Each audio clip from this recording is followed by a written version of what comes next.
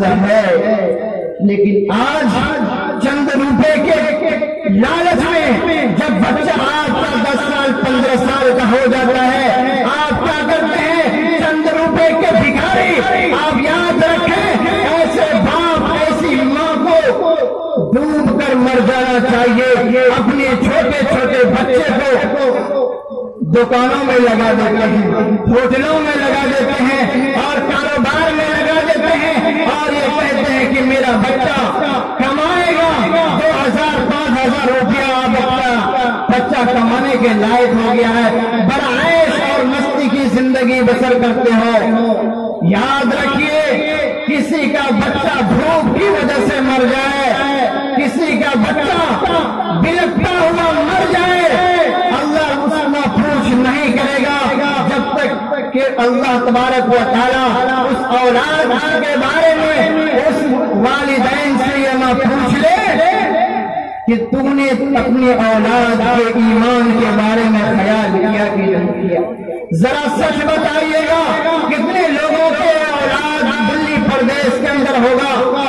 خبر خیریت تو ضرور پوچھتے ہیں، لیکن آپ کے دل کا ایمان اتنا نہیں کھٹکتا، اتنی چنگاری نہیں پھینکتی، آپ کے دل کے اندر یہ توفیق نہیں ہوتی ہے اپنے بیٹے کو پوچھنے کے لیے، اے بیٹا تو نے نماز کی پابندی کی یا نہیں، کہ تو نے اپنے چہرے کے اوپر سیرت النبی صلی اللہ علیہ وسلم کی زندگی کے مطابق سنت کو لایا کہ نہیں لایا؟ آج نہیں پوچھتے ہیں، اگر پوچھتے ہیں تو آپ یہ کہتے ہیں کہ تمہاری دیہاری بڑھایا کہ نہیں بڑھایا، تمہارے تنخواہ کے اندر اضافہ ہوا کہ نہیں ہوا۔ یاد رکھیے، نابالغ بچے کی کمائی کھانا حرام ہے۔ آج کے اسٹیج سے میں فتویٰ دے کر جاتا ہوں کہ جو والدین اپنے نابالغ بچے کی کمائی کھاتے ہیں، ایسے نابالغ بچے کی کمائی کا کھانا حرام ہے۔ لوگوں، آپ کے ذمے میں ہے، آپ کے اوپر یہ ضروری ہے کہ ان نابالغ بچوں کے کھانے پینے اور ان کی تعلیم و تربیت کا خیال کرنا آپ کے لیے ضروری ہے۔ یہ نہیں کہ ان یتیم نابالغ بچوں کو کاموں میں بھیج کر روپیہ کمانے کے حاصل کرنے کے لیے تیار کر دیتے ہیں۔ لوگوں، یہ آپ کے لیے جائز نہیں ہے۔ آپ اپنے پیٹ کے اندر جہنم کا ایندھن اتار رہے ہیں جو والدین اپنے نابالغ بچے کی کمائی کھاتے ہیں۔ میرے بھائیوں، میرے بزرگوں، آج کا یہ بچہ جس کو قال الرسول قال اللہ کی صدائیں لگانی چاہیے، جن کے ایک ہاتھ میں قرآن دوسرے ہاتھ میں حدیث ہونی چاہیے، لیکن یہ بچے موبائلوں کے اندر اتنے پھنس گئے ہیں۔ اے نوجوانوں، آج سے مخاطب ہو کر آپ کے روبرو یہ کہنا چاہتا ہوں، میرے بھائیوں، میرے بزرگوں، آج نوجوانوں کو اتنی بھی فرصت نہیں ہے کہ کم سے کم قضاء حاجت کے وقت موبائل کو بند کر دے۔ جب میں مدن پور سے اپنا گھر روانہ ہوتا ہوں مجمع فراست کی طرف، تو میرے بھائیوں، میرے بزرگوں، نوجوانوں کو دیکھنے کا موقع ملتا ہے کہ نوجوان سڑک کے کنارے قضاء حاجت کے لیے بیٹھے ہوئے ہیں اور موبائلوں میں مشغول ہے۔ اے میرے نوجوان بھائی، کیا ملتا ہے اس موبائلوں کے اندر؟ ان موبائلوں کی گندی تصویر پر اپنے کالی کالی پگڑیوں کو جو سیکھتے ہو، ذرا یاد کرو، اللہ آپ کے اندر بینائی دیا ہے، اس کی صحیح استعمال کرو، صحیح طریقے سے استعمال کرو، اس کو قرآن پر خرچ کرو، حدیث پر خرچ کرو۔ وہ دن دور نہیں، اگر اللہ نے تمہارے ہاتھ کے اندر بینائی رکھی ہے، اللہ چھیننا بھی جانتا ہے، اللہ آپ کی بینائی کو سلب بھی کرنا چاہتا ہے، جانتا ہے۔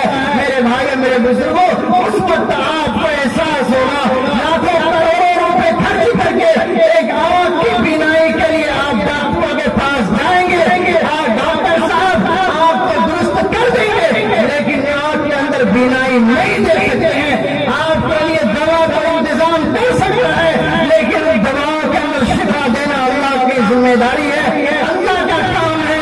لوگوں، اللہ کے دربار میں جاؤ، اللہ کے دربار میں سر کو پٹکو، اللہ کو کہو، اللہ کو مناؤ، اے اللہ، یقیناً ہم تیرے گنہگار بندہ، ہم تیرے پاپی بندہ، اتنے بڑے مجرم، اے اللہ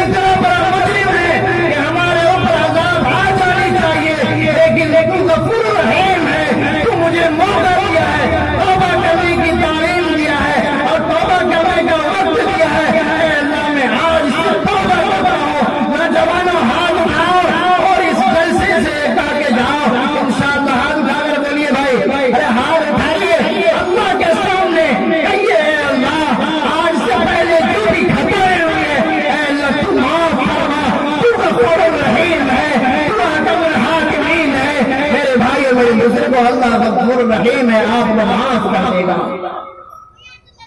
لیکن انسان جب چاہے اپنے آپ کو بدلنے کے لیے تب اللہ نے دو راستہ آپ کے لیے مہیا کر دیا ہے اور نبیوں کو بھیج کر آپ کو یہ جانکاری بھی دے دی کہ یہ راستے پر اگر صحیح طریقے سے چلو گے تو تم اس منزل تک پہنچ سکتے ہو. ارے جس طریقے سے اگر دھنگوا سے ہم کو پلاسی جانا تو اگر کوئی انسان پلاسی جانے کا جو صحیح راستہ ہے اس راستے پر جائے گا تبھی تو پلاسی پہنچے گا.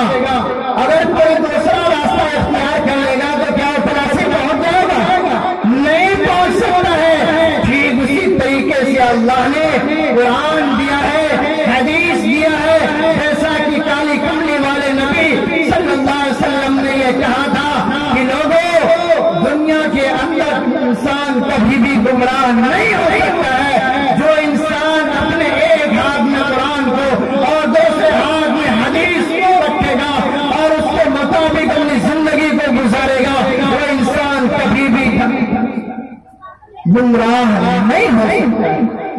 لیکن آج ہم اصلاح معاشرہ کرتے ہیں، اپنے معاشرے کے اندر بگاڑ کو دور کرنا چاہتے ہیں اور ہم یہ چاہتے ہیں اپنے سماج سے ہر برائی کا خاتمہ ہو جائے اور سماج بالکل پوتر ہو جائے. تو میرے بھائیوں میرے بزرگوں قرآن کو چھوڑ کر کرتے ہیں، حدیث کو پسے پشت پر رکھ کر ہم اس کو کیا کرتے ہیں؟ معاشرے کی اصلاح کرتے ہیں. ارے اصلاح اگر آپ کو کرنی ہے جیسا کہ اللہ کے نبی صلی اللہ علیہ وسلم نے اس دنیا کے اندر اصلاح کرنے کا طریقہ بھی بتا دیا اور لوگوں کو یہ چل کر بھی بتا دیا کہ تمہیں کیسے اصلاح معاشرہ کرنی ہے اور کس طریقے سے تمہیں اس معاشرے کے اندر اپنے آپ کو جینا ہے اور کیسے کیسے اپنے عمل کو کرنی ہے اور کس طریقے سے تم اللہ تک پہنچ سکتا ہے. جیسا کہ میں نے خطبے کے اندر ایک قرآن کی آیت پڑھی کہ قل ان کنتم تحبون اللہ، اللہ تبارک و تعالی رسول اللہ صلی اللہ علیہ وسلم کو یہ کہتے ہیں، رسول عربی کو کہتے ہیں قل ان کنتم تحبون اللہ. اے نبی آپ کہہ دیجئے اگر تم اللہ کا محبوب بننا چاہتا ہے، ان کنتم تحبون اللہ، اگر تم چاہتا ہے کہ اللہ تم کو پسند کر لے یا پھر تم اللہ کو پسند کر لو تو یاد رکھو تم کو کیا کرنی ہے؟ فاتبعونی یحببکم اللہ، تم میری اتباع کرو. جب اللہ تبارک و تعالیٰ کے یہ لاڈلے نبی صلی اللہ علیہ وسلم کہتے ہیں جب تمہاری اتباع اگر ہماری اتباع تم کر لو گے یعنی فاتبعونی میری اتباع کرو تو اللہ کیا کرے گا؟ اللہ تمہیں کیا دے گا؟ جب رسول اللہ صلی اللہ علیہ وسلم کی اتباع آپ کر لیں گے تو اللہ آپ کو کیا دے گا؟ اللہ کہتا ہے یحببکم اللہ، اللہ آپ کو پسند کرے گا، اللہ آپ کو محبوب بنائے گا. میرے بھائی میرے بزرگوں پھر اللہ کہتا ہے کہ جب تم میرا ہو جائے گا اور میں تیرا ہو جاؤں گا تو پھر یاد رکھو کیا کرے گا؟ یحببکم اللہ ویغفر لکم، اللہ تمہارے گناہوں کو معاف کر دے گا. اللہ کیا کر دے گا؟ اللہ تمام لوگوں کے گناہوں کو معاف کر دے گا. لوگوں جب اللہ گناہوں کو معاف کر دے گا تو بتاؤ جنت جانے میں کوئی رکاوٹ نہیں، کوئی رکاوٹ. میرے بھائیوں میرے بزرگوں اپنے آپ کو اصلاح معاشرہ کے لیے تیار کرنا ہے اور اپنے آپ کو بچانا ہے. جس طریقے سے ابھی مکے کا سیزن ہے اگر اس کی صحیح طریقے پر دیکھ بھال ہو، صحیح وقت پر اس کے اندر کھاد یوریا کا انتظام کیا جائے تو کیا میرے بھائیوں میرے بزرگوں اس مکے کا صحیح پروان ہوگا کہ نہیں ہوگا؟ ٹھیک اسی طریقے سے یہ ننے بچے جو سب کے گھروں کے اندر پڑھ رہے ہیں تو کیا ان کی تربیت صحیح طریقے سے نہیں ہو سکتی ہے؟ یہ بچے بالکل سفید ڈائری کے مانند ہیں. جس طریقے سے آپ کو دیکھیں گے ایسا کام کرتے ہوئے آپ کو دیکھیں گے ویسا ہی وہ بچہ دھیرے دھیرے اپناتا ہوا چلا جائے گا.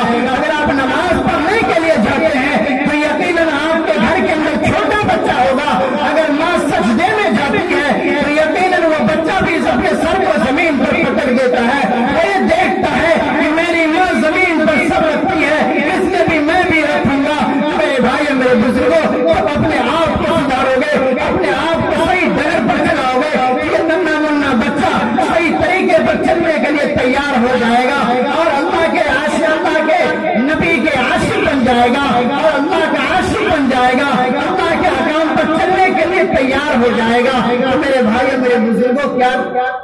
کوئی دقت کوئی پریشانی ہے؟ جیسا کہ کہا کہ انسان جب اس دنیا سے